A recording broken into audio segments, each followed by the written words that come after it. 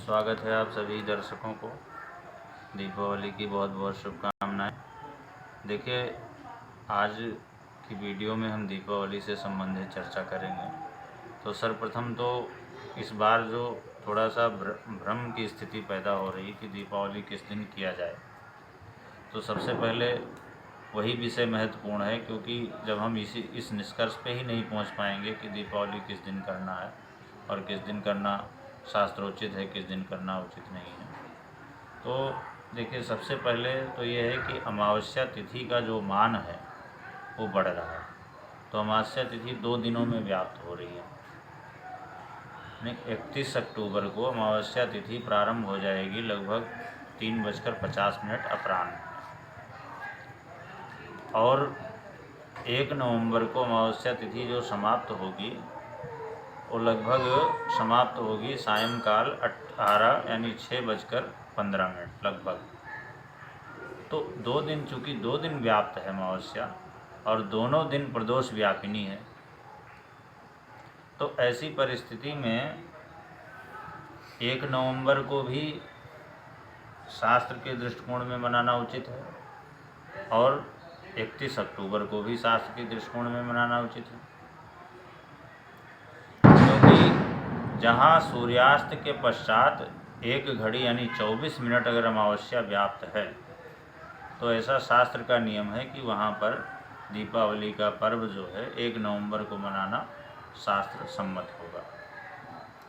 और जहाँ पर 5:53 के पश्चात सूर्योदय है और अमावस्या तिथि सूर्योदय के पश्चात 24 मिनट यानी 1 घड़ी तक अगर नहीं विद्यमान है, तो वहाँ पर 31 अक्टूबर को मनाना शास्त्र सम्मत होगा।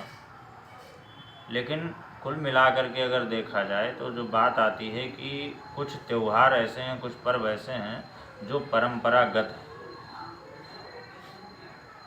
और परंपरागत होने के नाते अब ऐसा तो नहीं है कि हम जन्माष्टमी का पर्व दिन में 12 बजे जन्माष्टमी का उत्सव मनाएंगे, या दीपावली का जो पूजन है वो हम प्रातः काल या मध्याह्न काल में करेंगे, क्योंकि जो पूजन की जो समय अवधि है, तो सर्वश्रेष्ठ काल जो पूजन का होता है वो प्रदोष काल होता है, जो कि सूर्यास्त से लगभग 2 घंटा 40 मिनट लगभग प्रदोष काल होता है सूर्यास्त के पश्चात। और इसके बाद में अगर इससे कोई वंचित रह जाता है तो निशीथ काल होता है। निशीथ काल का जो समय होता है वो लगभग रात्रि 8 बजे से लेकर के 8:15 बजे से लेकर के और 10 सवा 10 बजे के मध्य का होता है। इसके बाद की जो समयावधि होती है 10 बजे के रात्रि के बाद में, वो महानिशीथ काल की होती है। तो अगर परंपरागत तरीके से देखा जाए तो 31 तारीख को, चूँकि तीनों जो मुहूर्त हैं प्रदोष काल, निशीथ काल और महानिशीथ काल, तो वो अमावस्या तिथि के दौरान यानी तात्कालिक व्यापनी अमावस्या के दौरान ये तीनों मुहूर्त जो है विद्यमान रहेंगे। तो इस हिसाब से अगर देखा जाए तो 31 तारीख को ज़्यादा उचित होता है। यद्यपि 1 नवंबर वाला भी गलत नहीं है, जो भी विद्वान बता रहे हैं उनके पीछे तथ्य है और शास्त्र की प्रामाणिकता भी है, तो 1 नवंबर का भी गलत नहीं है।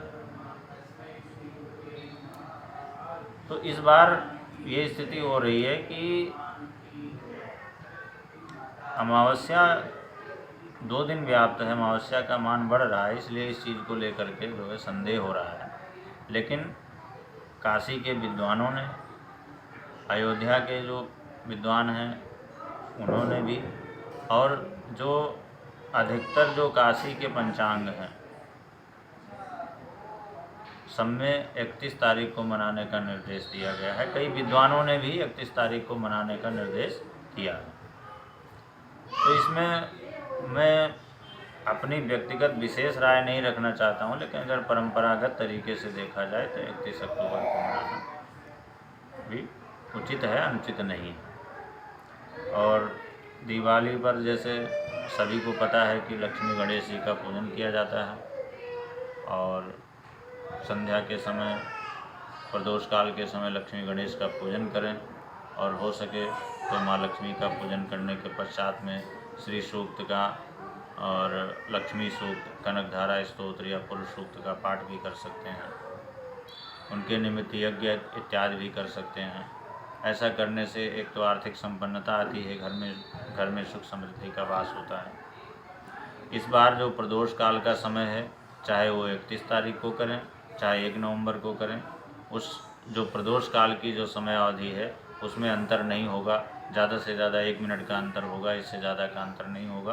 तो प्रदोष काल का जो घर में जो सर्वश्रेष्ठ पूजन का जो मुहूर्त होगा वो सायंकाल जो है 5:35 से लगभग 8:10 के मध्य का होगा। रात्रि में सायंकाल 5:35 से 8:10 के मध्य का होगा, क्योंकि इस दौरान अमृत की चौघड़ियाँ और चर चौघड़ियाँ विद्यमान रहेगी। साथ ही चर लगन यानी कर्क लगन, चर लगन जो है विद्यमान रहेगा। तो सबसे उत्तम जो समय होगा घर में पूजन का जो समय होगा वो लगभग 5:35 से लेकर के और 8:10 के मध्य का होगा। इसके बाद में जो निशीथ काल का समय है वो 8:15 से लेकर के और 10:30 के मध्य का होगा। अगर इस समय से कोई वंचित रह जाता है तो उस दौरान कर किया जा सकता है। और जो महानिशा काल का समय होगा, जिस समय तंत्र साधना इत्यादि होती है, काम्य प्रयोग के उद्देश्य से उसमें पूजा की जाती है, तो वो रात्रि में लगभग 10:50 से लेकर के और रात्रि 12:30 तक का होगा। इस दौरान पूजा किया जा सकता है। साथ ही दिन में जो व्यावसायिक पूजन का जो मुहूर्त होगा वो प्रातः 10:30 बजे से लेकर के और 3 बजे के मध्य का है। और इसके बाद में अगर इससे कोई वंचित रह जाता है तो सायंकाल 6 बजे से लेकर के और 7:30 बजे के मध्य का उचित रहेगा। जो प्रातः जो मुहूर्त 10:30 बजे से लेकर के और अपराह्न 3 बजे के मध्य का है, उस दौरान चर, लाभ और अमृत की चौघड़ियाँ रहेगी। और उसी दौरान उसी समयावधि में अभिजीत मुहूर्त भी रहेगा, जो कि सर्वश्रेष्ठ होता है। तो ये जो पूजन की समयावधि है, व्यवसायिक पूजन की समयावधि है, तो ये धनतेरस के दिन भी यही समयावधि उपयुक्त होगी। क्योंकि अगर 2-3 दिनों में अगर कुछ अंतर होगा, ज़्यादा से ज़्यादा अगर अंतर होगा तो मैक्सिमम 1 मिनट का अंतर होगा, इससे ज़्यादा का अंतर नहीं हो सकता है। तो यही समयावधि जो लागू होगी धनतेरस के दिन भी लागू होगी। अगर कोई व्यवसायिक पूजन करता है उस समय या खरीदारी करता है तो इसी समय करना चाहिए।